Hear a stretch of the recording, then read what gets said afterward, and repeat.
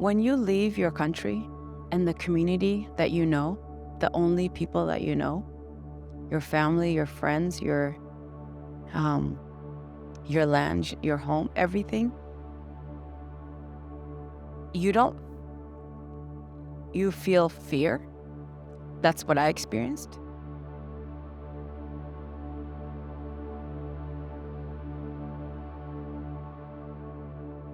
My name is Sena DaGaGa. I am the city director for Link Twin Cities.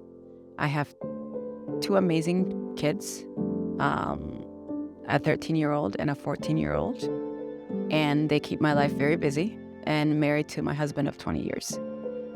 I was born in Ethiopia in a very small town in Ira, the Wolaga region. My father and mother my father was a German translator, and my mother was a nurse in the village.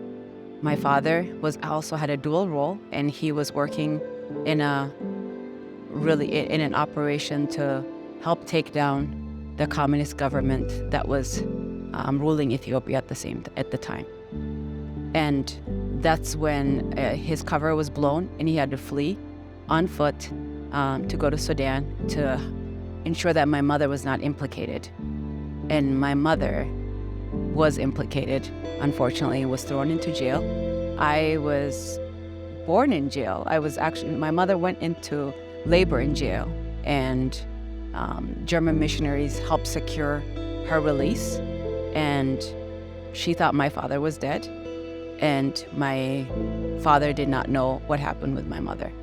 So he's in Sudan, but then he gets resettled into the U.S., not knowing what happened with me and my mother. My mother, for over 5 years, thought that he was dead, but he connected with German missionaries, and they helped find us and connect us again. And so we ended up landing in Germany, in Hamburg, Germany, in a doctor's home. He had two kids, a small home, but he was also a missionary in Ethiopia. That's how we knew about him. But when we went there, they shared their life with us. They shared the clothing on their back.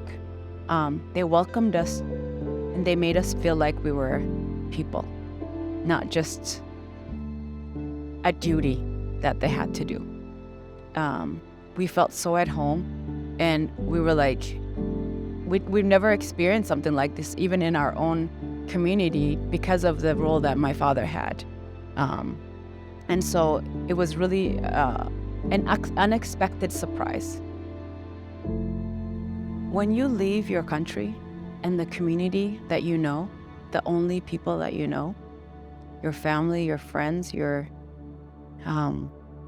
land, your home, everything, you feel fear. That's what I experienced. You feel so much anxiety, and you actually don't want to go. You don't want to leave your country. You don't want to leave your people. It's more, you have to. And so sometimes what people don't understand, and even as I communicate with others, is that many of the people that end up getting resettled are displaced. They have no choice. It's not a choice that they made to leave the country. It's actually the last place, the last resort, because it's your place. Even if it's poor, even if you don't have much compared to another country, even if it's a third world country, you don't want to leave. You don't want to leave your place, because it's hard to make a new place. Jesus was always inviting, right? He was always welcoming people to the table. And so if we are a Jesus people, we are also for people. And Jesus comes in so many forms to us sometimes, because he says, where were you? I was in prison and you came and visited me. I was sick and you came and visited. All of these things, we do it unto the Lord. So realizing that I'm an image bearer of God as a refugee, and as a citizen. That should not change how we view people based on what their status is.